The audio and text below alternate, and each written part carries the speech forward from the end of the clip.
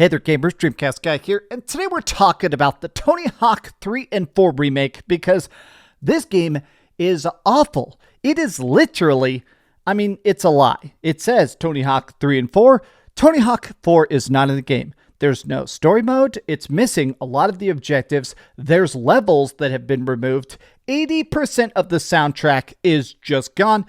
I want to talk about this, but I have to admit that I am extremely frustrated because I am a Tony Hawk super fan. I grew up playing these games. Obviously a lot of us did. It's so fun to actually go out there, and each of the Tony Hawk games in the late 90s to early 2000s, part of what was so fun about them is that they weren't just extra map packs. With each new Tony Hawk game, there was a sense of evolution. New styles of trick, new upgrades, new areas, new crazy sounds, new music, stuff that made it feel like, hey, here is that cool piece of new punk tech, right? And also, they were extremely fun games. I feel like what made Tony Hawk's Pro Skater 1 and 2, the first remake we got a couple years ago, so special is that it felt like it understood that vibe. Yeah, it had a fresh coat of paint. Yeah, it had some extra objectives. Yeah, it had some cool new graphics. But at the end of the day, this was still Tony Hawk 1 and 2. I gave this game a 10 out of 10 when I reviewed it, and it ended up being, this became one of the highest selling remakes of all time. And what happened? Well, Activision shut them down. Vicarious Visions, they got the Microsoft treatment. And so now a completely different studio by the name of Iron Galaxy worked on this remake, and boy, did they just mess it up from top to bottom. But let me explain. Hi, hope you're having a great day, and if you could please give this video a like and subscribe if you haven't already. Okay, so let me try to chill out. Here's my thing.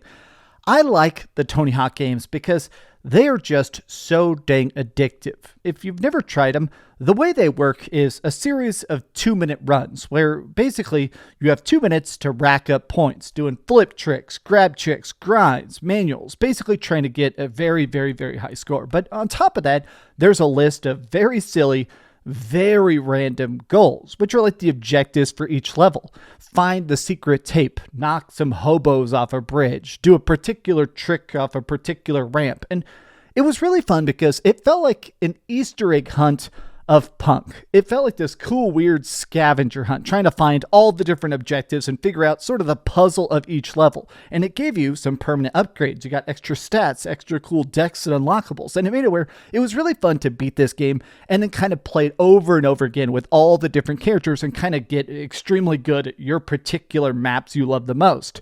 Whereas Tony Hawk 4, this broke the formula in a way that a lot of people respected back in the day. Like Tony Hawk 3 and Tony Hawk 4, these games have aged incredibly well. The original versions. Before I did this review, I actually went back and played the original versions.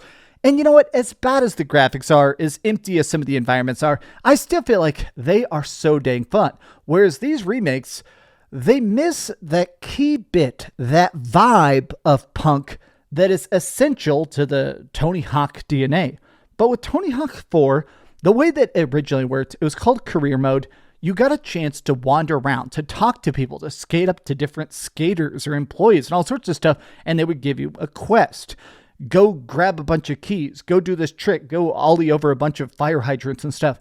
Those objectives made it where there wasn't this static beginning and ending. It wasn't the run system. For this remake, and I'm going to put 80 quotes around that, there isn't that story mode. It's gone completely. They just removed it. And so since the levels of Tony Hawk 4 are made for you to free roam, instead, they just slimmed them way, way down. A lot of the levels feel deeply and fundamentally busted because now it's based on that 2-minute run system. Now, I will admit, a lot of these levels, in my opinion, don't work. Like, they just straight up, they're not made for a 2-minute run. A lot of the objectives were not made to be done in 2 minutes. So you can now go into the options and increase the time. There were a couple levels where I had to increase the timer up to 5 minutes because I just couldn't do objectives that originally you had the entire map, you had free roam, you could actually explore and pick targets and figure things out, sort of mental map it before you start trying to do all the grinds. I had to increase the timer just to do the basic missions now.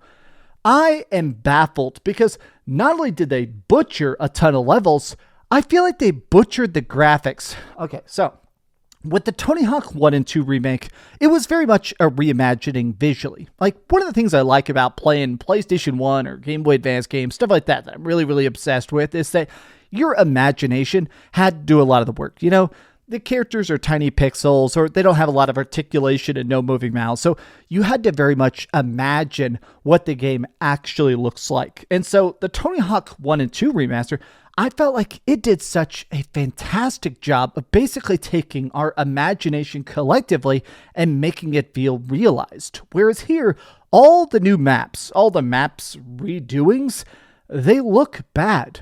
Blown out colors, weird, overly dark spots, just in general, everything looks cluttered and weird and loud. And this is a personal preference, but it's also weird that I associate these maps so much with like early 2000s. It's weird that in every map now, people are like taking selfies and running around. There's like people on iPhone tablets and stuff. I don't know. It feels a bit weird to have that clashing of stuff, but let me talk about what is definitely, to me, the most egregious removal. So the original games had tons and tons and tons of music, tons. And in my opinion, as a kid growing up, you know, in random Texas, it was hard to find new music. Before the age of Pandora, you'd turn on the radio and you'd learn some new music that way, but there wasn't really a way to like find cool, crazy punk anthems. Part of the addiction to the Tony Hawk games is that with each of them coming out, you'd get a new soundtrack. Crazy, crazy classic track, stuff that became so iconic.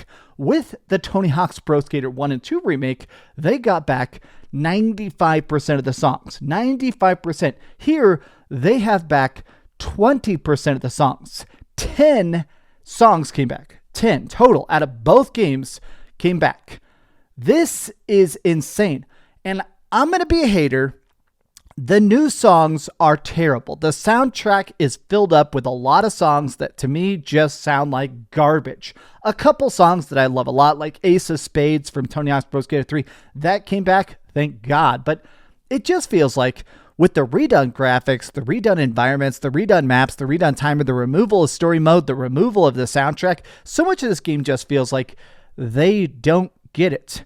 Now, I will say, there is a couple new maps. There is a couple new surprises, a couple new objectives and stuff. So I'm not going to say that it's a complete wash, but I just feel like, to me, it's not good nostalgia, and it doesn't even feel like it's filling in the gap. Sometimes a good remake, it goes in a direction you don't expect, and you kind of admire it. Like, oh, you know what? I didn't know how much I wanted you to try that thing. Here, it just feels like a cash grab. It just feels like they tried to do the absolute bare minimum. And to me, it's just not worth it. I mean, I guess it's on Game Pass. If you want to play it on Game Pass, great. But I'll be honest, I just think this game downright sucks. It's missing everything that was good. Yeah, it's cool that you can skate as a custom character, or as the Doom Slayer, or Bam Margera came back, which, you know, despite his drug use and stuff, I'm very, very glad they did include him. Apparently they added him very last minute. He's not even in like the opening cutscene of the game. I am frustrated because the Tony Hawk's Pro Skater 1 remake set the bar so high.